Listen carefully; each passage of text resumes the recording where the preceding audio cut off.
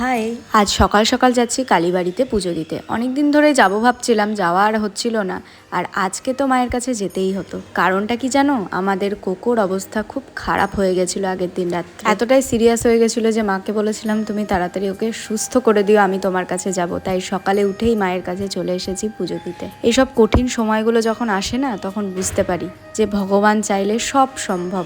দেখো, ভগবানের প্রতি বিশ্বাস আগাগোড়াই ছিল, কিন্তু গত 2 বছর ধরে আমাদের সাথে যা যা খারাপ কিছু হচ্ছে না, এই ভগবান ছাড়া আমাদের পাশে মানুষ কিন্তু খুব কমই থেকেছে। আসলে কি বলতো, যারা বেইমানি করে তাদের সাথে উল্টে বেইমানিটা আমরা করতে পারি না। তাই ভগবান সবসময় আমাদের পাশে ছায়ার মতন থাকে। ডালাটা ভাসাতে এসে দেখলাম বিলধারটা এখন প্রচুর নোংরা থাকে। যাই হোক, চলো, পুজো দেওয়া হয়ে গেছে। আর গোটা যে ফলগুলো ছিল ওগুলো এখানে যারা বসে থাকে তাদের আমি দিয়ে দিয়েছি। আর তারপরে চলে এসেছি বজরংবলী মন্দির। বাবাকে ভালো করে পুজো দিয়ে এবার বেরিয়ে পড়ছি বাড়ির পথে। তোমরা সবাই ভালো থেকো, সুস্থ থেকো। দেখা হচ্ছে পরবর্তী ব্লগে।